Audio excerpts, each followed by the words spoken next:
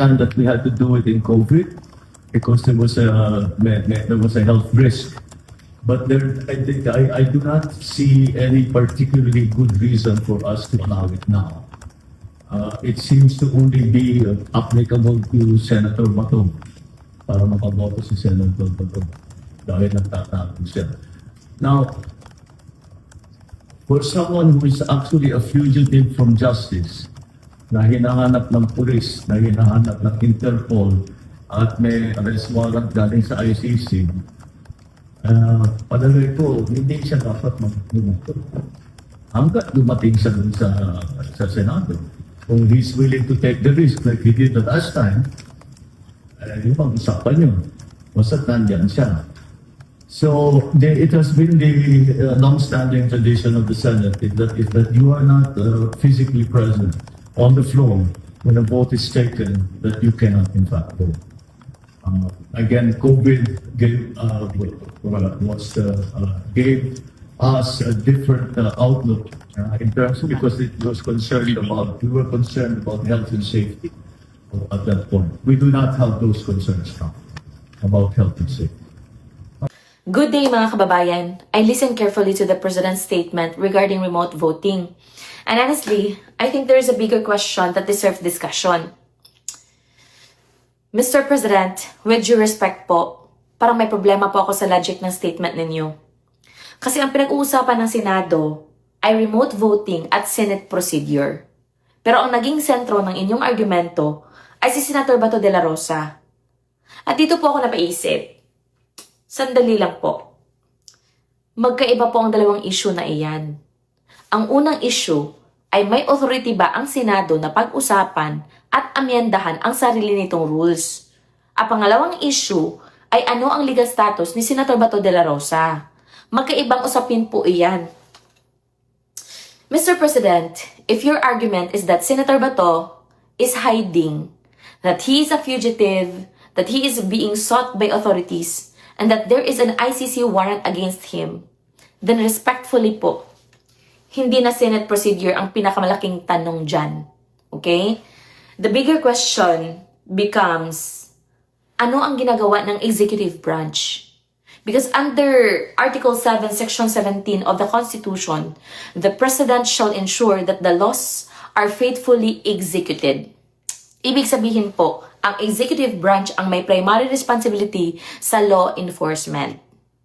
Kaya bilang ordinaryong Pilipino po, isang ordinaryong mamamayan, nagtataka po ako kung talagang naniniwala ang Malacanang na may taong dapat arestuhin. Bakit Senate rules ang pinag-uusapan? Bakit remote voting ang sentro ng diskusyon? Hindi ba dapat law enforcement ang pinag-uusapan? Hindi ba dapat jurisdiction ang pinag-uusapan? Hindi ba dapat constitutional authority ang pinag-uusapan? Kasi sa totoo lang po, Mr. President, kapag sinabi ninyo na may taong nagtatago at hinahanap ng batas, parang ang dating po sa publiko ay may problema sa enforcement. At kung may problema sa enforcement po, hindi po Senado ang unang dapat sisihin. Ang unang tanong po ay nasaan ang kapangyarihan ng executive? Nasaan ang enforcement mechanism? Nasaan ang jurisdictional basis? Because constitutional government is not built on headlines. It is built on authority, responsibility, and accountability. At isa pa po, hindi rin po sapat na sabihin no to remote voting because it benefits Bato. Respectfully po, that's not a constitutional argument. That is a political argument. Because laws and procedures should judge by their legality, not by who benefits from them. Kung unconstitutional ang remote voting po, ipakita po ang constitutional violation. Kung labag ito sa Senate rules, ipakita ang exact provision. Kung may procedural defect po, ipakita ang legal consequence. Pero kung ang pinaka-argumento ay dahil may isang senador na makikinabang, hindi na po natin dinedebate ang rule po. Ang dinedebate na po natin ay ang tao at magkaiba po iyon. Okay? Now, let's talk about biblical wisdom. Sa Matthew chapter 23, verse 23 to 24, Jesus rebuked the religious leaders of his time. Hindi dahil wala silang alam sa batas, hindi dahil kulang sila sa argumento, kundi dahil masyado silang nakatutok sa maliit na detalye habang nalilimutan ang mas mabibigat na usapin. Sabi ni Jesus po, you strain out a gnat but swallow a camel. Napakailalim po niyan. Sa madaling salita po, pinagtatalunan ang maliit na bagay habang hindi napapansin ang mas malalaking issue.